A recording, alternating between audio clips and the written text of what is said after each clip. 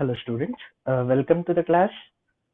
We were discussing with the thermodynamic principles involved in metallurgy in our last class, and we have started with the iron. So we learned with thermodynamic principles in understanding the reducing agent used for extraction of iron. Now in the class we'll continue with the process of isolation of iron from the concentrated ore, so with the help of blast furnace method. With respect to NCERT syllabus, we have extraction of iron, extraction of copper, extraction of zinc, extraction of aluminium as important elements, that is the metals. So we'll start one by one. So we'll learn first with the extraction of iron.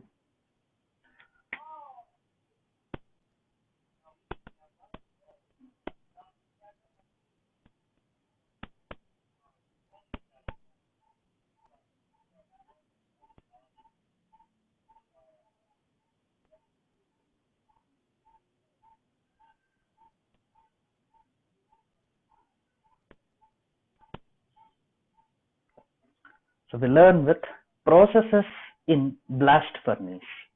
A blast furnace is a huge vessel which is used for the isolation of iron. That is, extraction of iron is done by using blast furnace.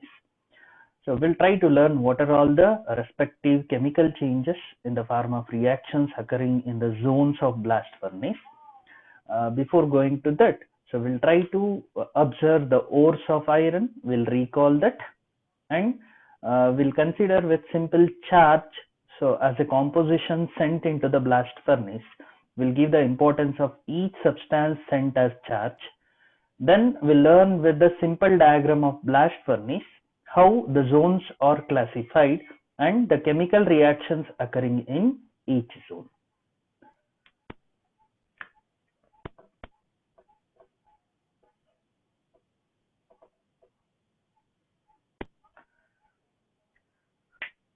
Now, the important ores of iron, so already we learned in occurrence of the elements. So we know that it is hematite, magnetite, siderite, and iron pyrites.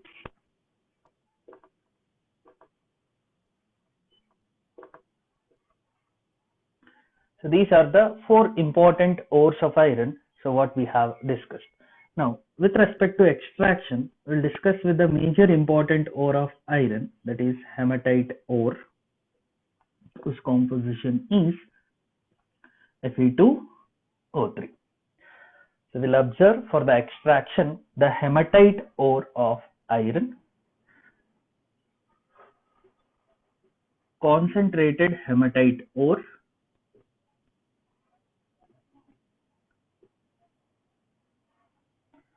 then limestone,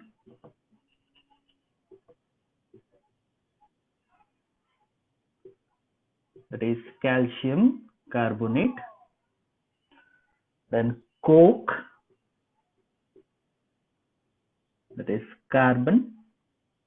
So these are the substances in the ratio of 8:1:4 is taken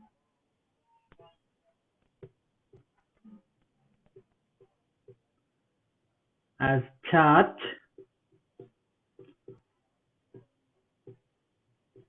in the extraction of iron, so in the blast furnace. Hence, before learning the blast furnace and its particular process, so we'll try to know the significance of these substances as charge. 8 parts of concentrated ore, 1 part of limestone, and 4 parts of the coke as a reducing agent.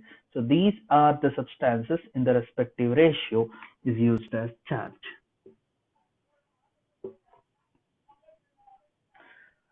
So now the ore, as we know, it is used for extraction of iron.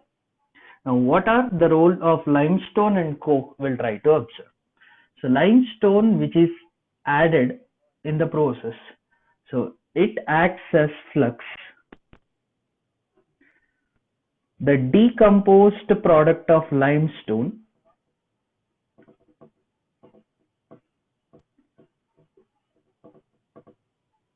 that is CaO, calcium oxide, which is one of the decomposed product after liberation of carbon dioxide by heating CaCO3 at that particular decomposition temperature.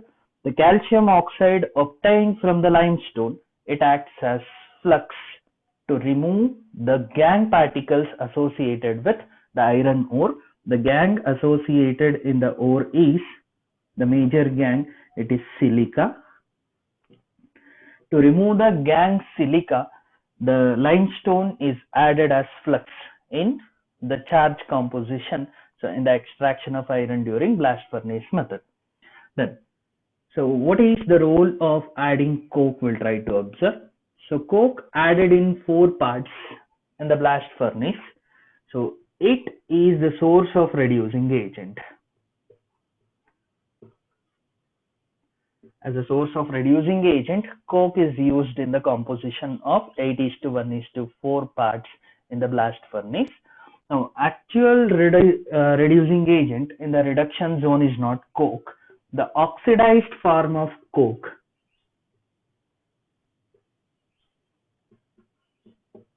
that is carbon monoxide,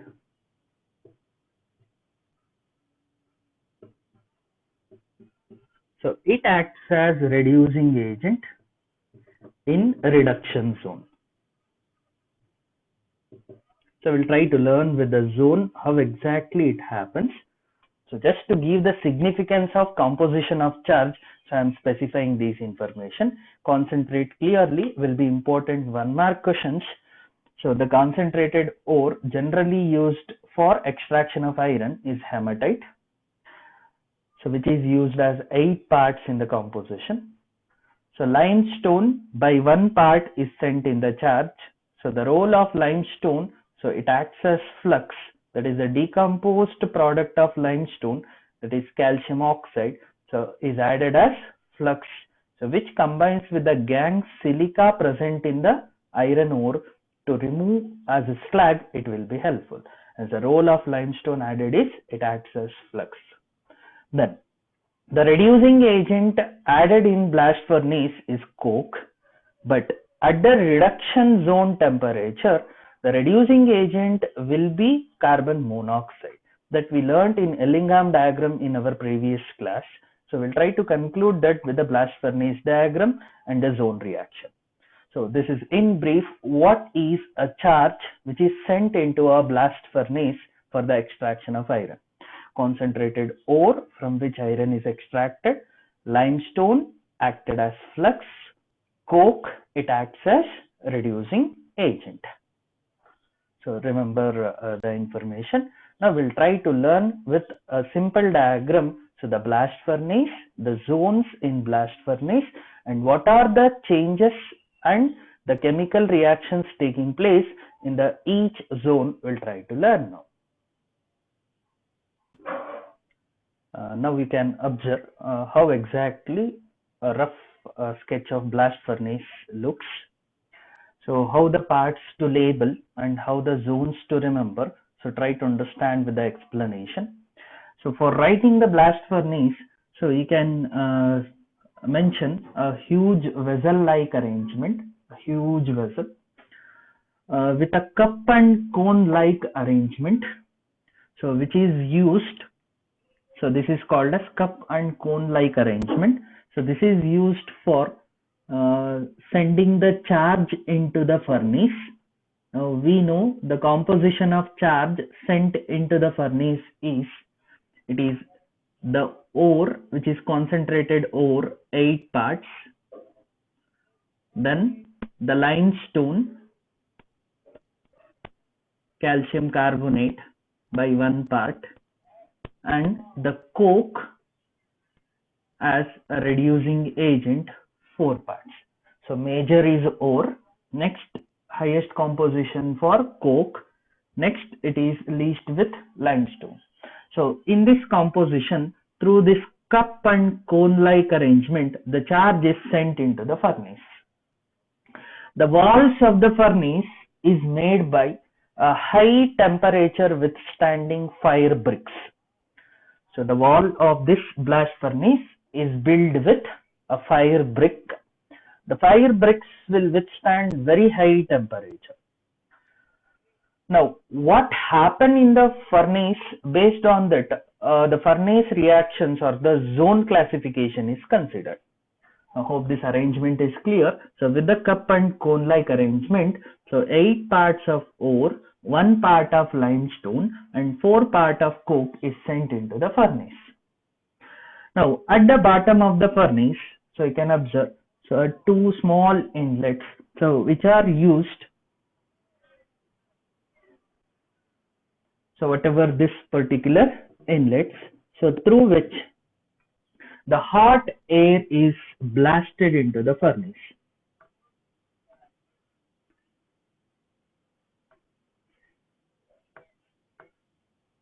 So through this inlet, so it is actually called as tuyers, Tuyers.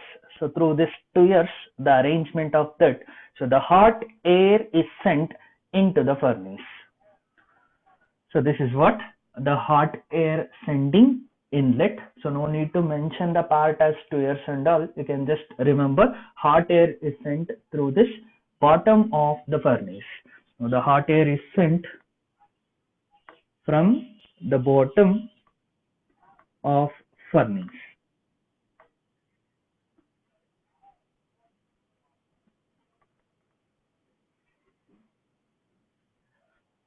Okay. Now we'll try to understand so how exactly so the reactions happen so with the charge present in the blast furnace. Now you consider so in the complete blast furnace the charge which is added is present now.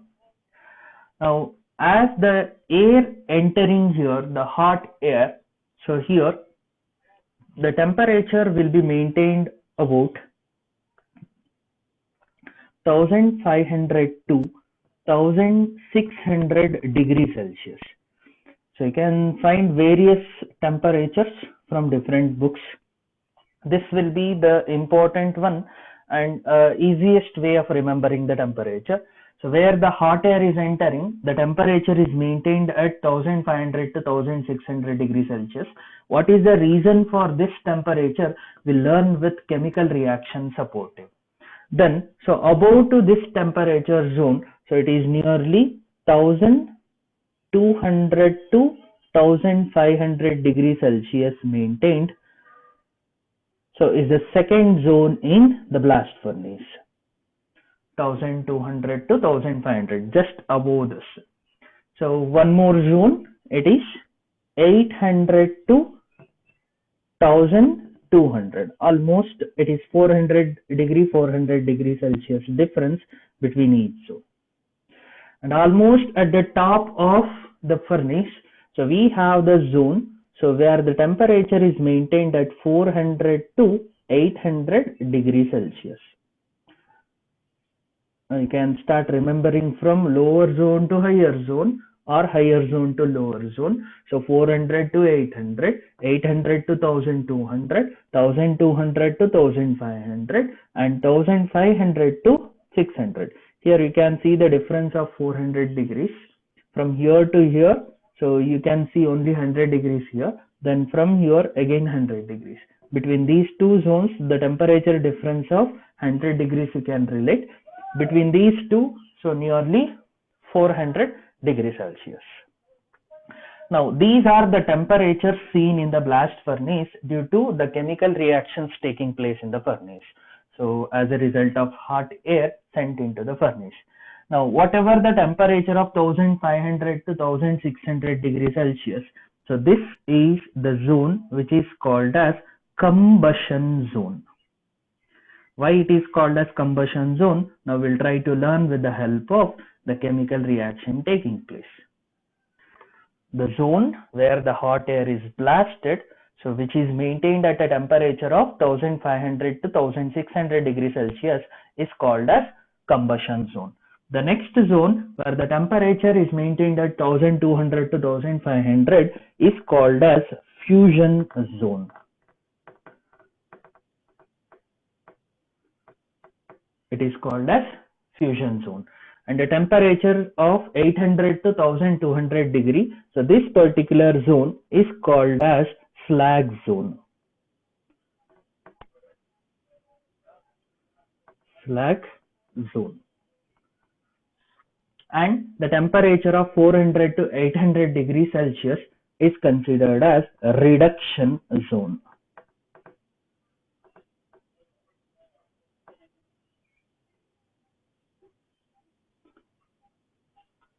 Now, when you are explaining the concept of process taking place in the blast furnace, so you can relate first zone as combustion zone. Next, you go to the top zone, reduction zone. So next, so you understand with the slag zone. Finally, with the fusion zone. Now, with respect to what and all happens in each zone, the final conclusion you can give. Now, this is how the partition of zones in the blast furnace. Now, what exactly the respective zone? So we'll try to observe with the chemical reactions now. Right? So with the cup and cone arrangement, the charge is sent into the furnace, and from the bottom of the furnace, hot air is blasted. So that particular zone where temperature maintained at 1500 to 1600 degrees Celsius is called as combustion zone. Above to it, a temperature of 1200 to 1500, so will be called as fusion zone. Above to it, it is 800 to 1200, called as slag zone or slag formation zone. And the top zone in the furnace where temperature maintained at 400 to 800 degrees Celsius is called as reduction zone. With the help of diagram, the complete explanation you can remember. So detailed explanation you understand. So you write the key points what it is required. So the diagram is a self-explanatory information to understand these. Now, so we'll understand how exactly the zone of 1500 to 600 is called as combustion zone. Now you can recall in the chart we have coke, that is carbon. Now this carbon as a coke will combine with the oxygen of the hot air blast. So whatever the hot air sent into the furnace from the bottom of the furnace will combine with the oxygen, and the coke is going to undergo a burning of the process with this. That is, oxidation of coke takes place. As a result of this, carbon dioxide gas will be formed. So this reaction is highly exothermic process.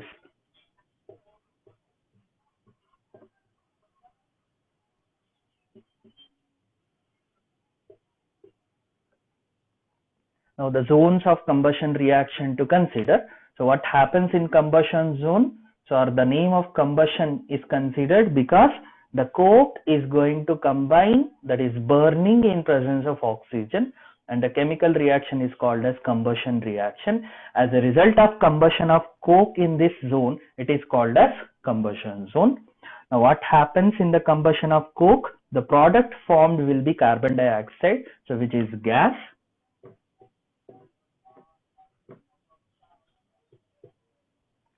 The carbon dioxide gas will be formed as a product, so a combustion product.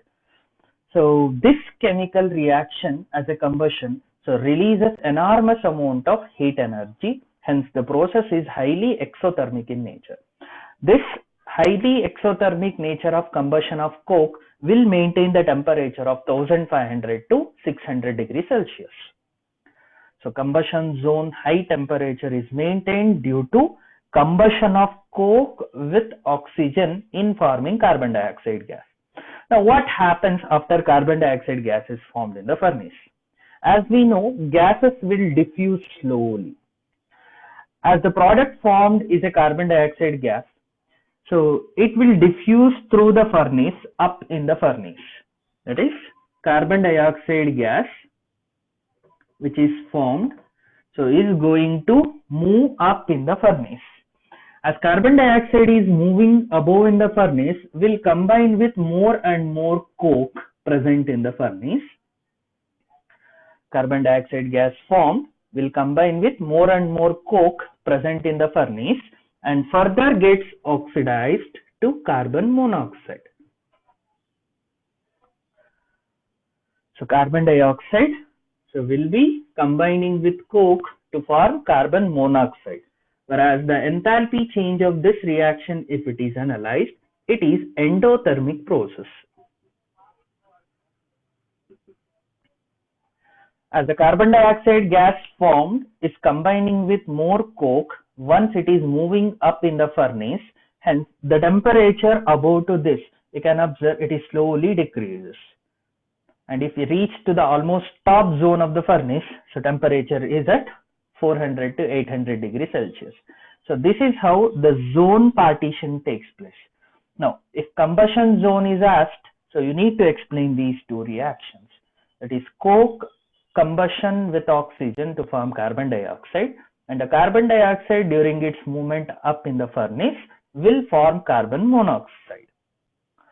Now, as a result, you can observe almost all the coke once it is present in the furnace due to the movement of carbon dioxide gas will combine with it and will form carbon monoxide. As majority of the coke is present as carbon monoxide in this zone. We'll try to observe that. Now, whatever the waste gases coming, they will be expelled from this outlet. Whatever the waste gases, so they are going to expel out from this outlet. Hope the first zone is clear.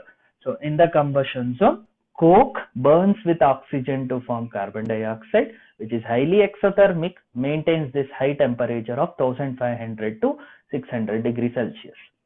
Then the formed carbon dioxide gas during its movement up in the furnace will combine with more and more coke and will form carbon monoxide. So that is an endothermic process. As a result, temperature decreases in the furnace once we move from bottom of the furnace to up. That is, once we analyze the temperature from bottom of the furnace to up in the furnace. Hope this is clear. Now we'll try to understand the reduction zone.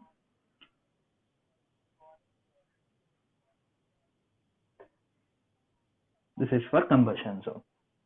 So remember, explanation with equation to understand. Now, reduction zone, as the name indicates, so reduction of iron takes place. In the zone, reduction of iron takes place. As we have learned, you can recall the Ellingham diagrams. So the principle in the last class, what we completed. So coke and carbon monoxide, which is a suitable reducing agent.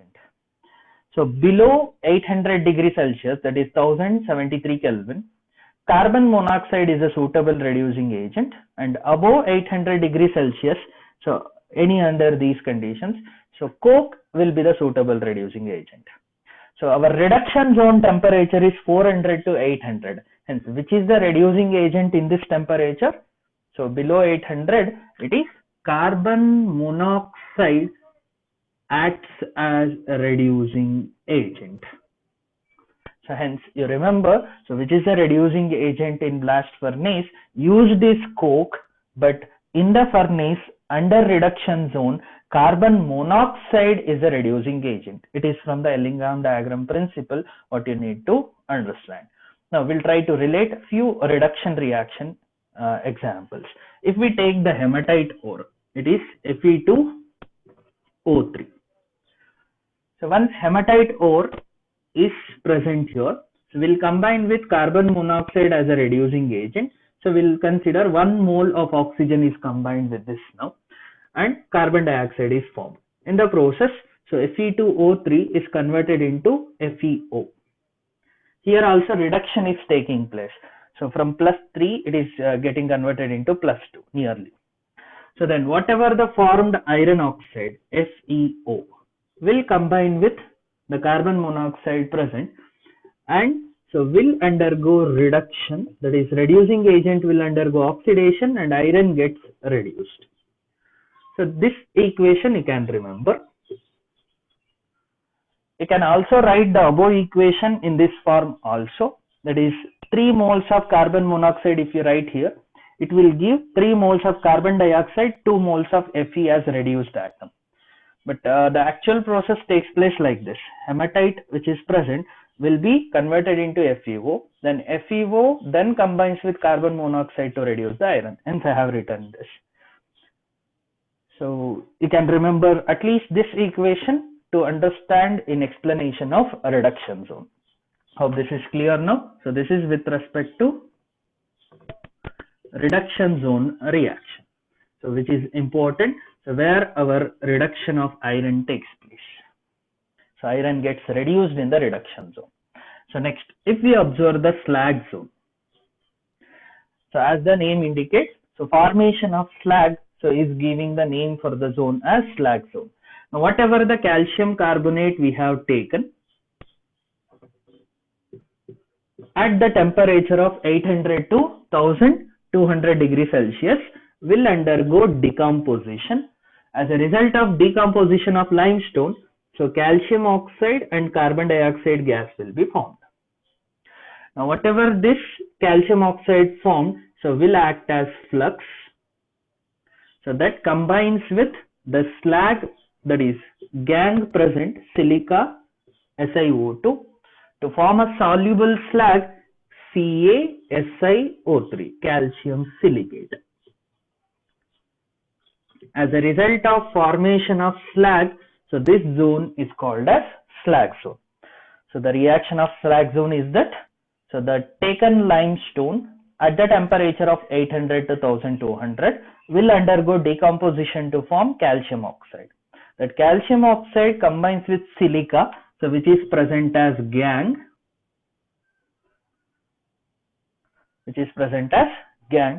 so and converted into a soluble portion called slag. Hope the second and third zone is clear now.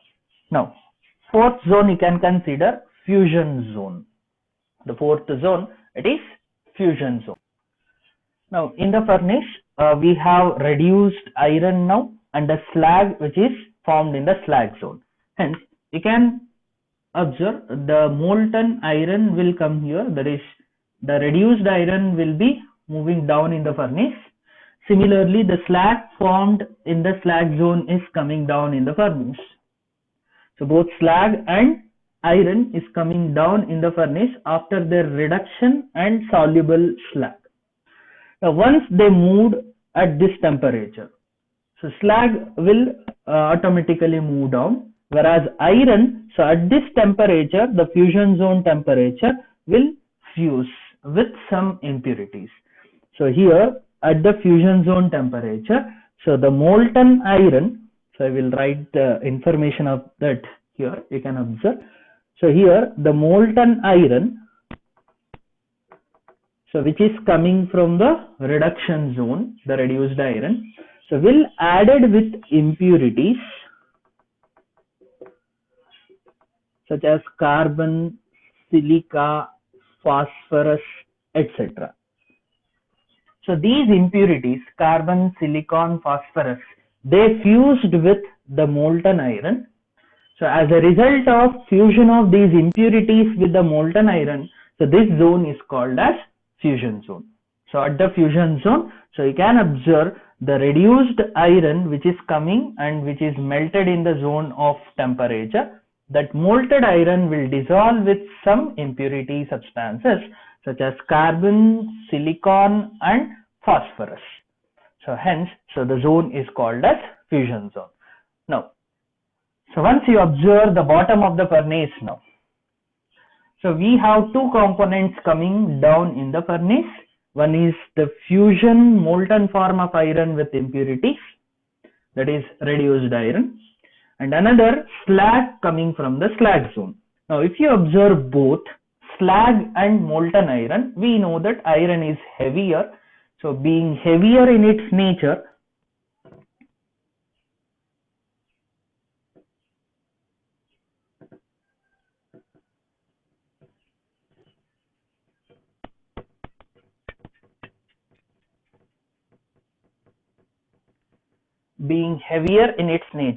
molten iron will be settled at the bottom and will be taken out from an outlet, so placed for it. Whereas the slag, being lighter in nature,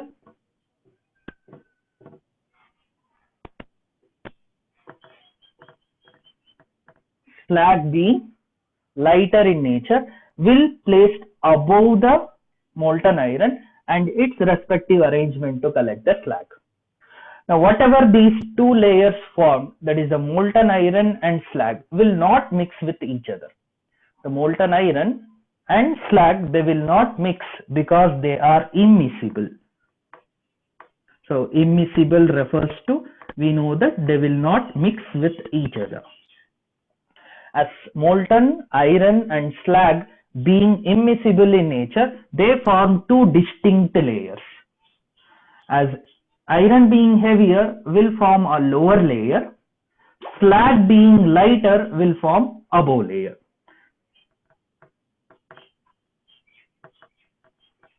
Molten iron being heavier will form lower layer. So thereby, so the respective metal is taken. Now this molten iron which is obtained is a concerned information for us to understand the processing steps. Now this is how iron is extracted by using blast furnace. So practice this, give importance with a simple diagram how zones are classified, and practice the respective reactions taking place in the zone. Separate questions may be expected, so to understand and to explain the zone reactions, they may ask in the exam, or they may ask write the blast furnace diagram, and a respective one zone or two zones they will ask you to write the information. So you practice all the zones with their appropriate reaction. Only three zones you need to explain with equations. And the fusion zone, what happens in the fusion zone, you need to understand the explanation. That is, impurities gets added in the fusion zone.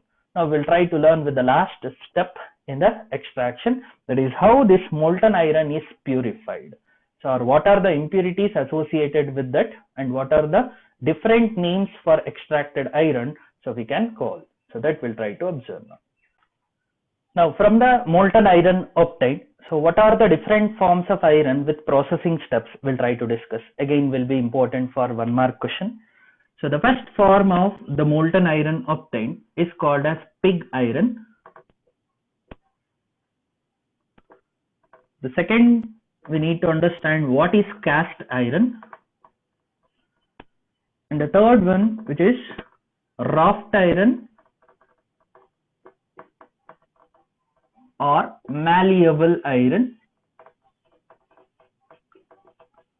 So which is a commercial iron, what we are going to observe in the daily usage.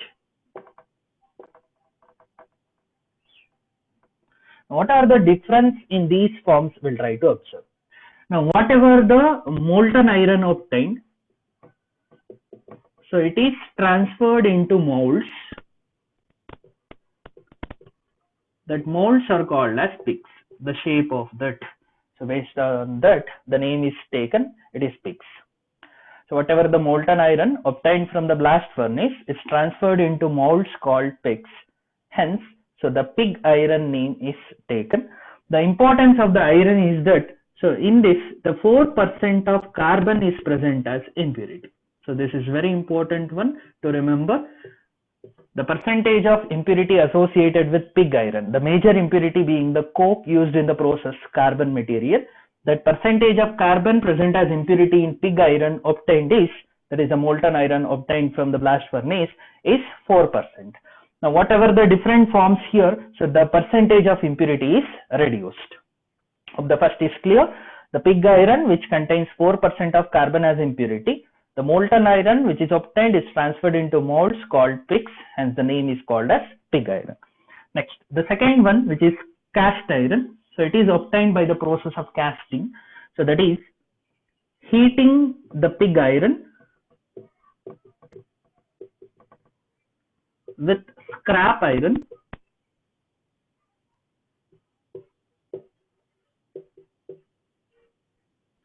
and coke. So that is continuously heated with scrap iron and coke, during which the percentage of impurity is reduced to 3%.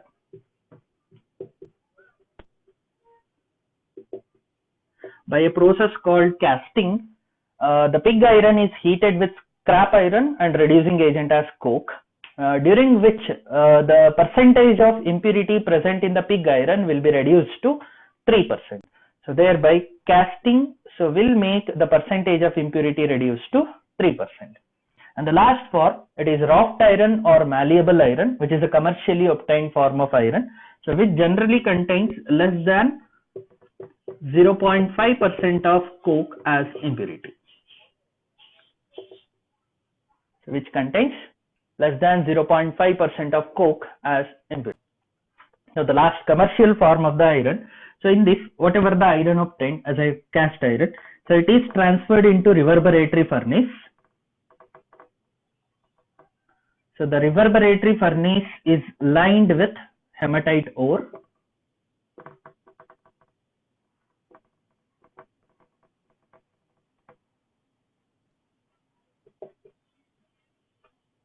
And coke is used as reducing agent here. So under this treatment, whatever the hematite ore, so coke is used as reducing agent, and similarly limestone is taken as flux. Now whatever the impurity of carbon associated, so will undergo oxidation. That is, if you observe the chemical reaction, hematite Fe2O3 present as lining in the reverberatory furnace will combine with the coke present as impurity in the extracted iron. So 3 moles of oxygen, 3 moles of coke is used in the process, or impurity present will utilize the respective hematite ore as a lining material, and in the process iron gets reduced and the coke gets oxidized to carbon monoxide, thereby the iron gets reduced, and whatever the coke present as impurity, that is carbon as impurity in this, the extracted iron, will be removed in reverberatory furnace. And the limestone used will be slags. So the formation of slag takes place through limestone and will dissolve or will carry the other impurities such as phosphorus, silica, etc. through it. So and finally the obtained iron is passed through the rollers. So to obtain the final form as a commercial form of iron, wrought iron or malleable iron. So this is how the processing steps takes place to classify them as pig iron, cast iron, wrought iron. So wrought iron is the finally obtained form of commercial iron, so which we are going to use. So with this, the extraction of iron is completed. Now we'll try to continue with extraction of copper, zinc and aluminium in our next class. Thank you.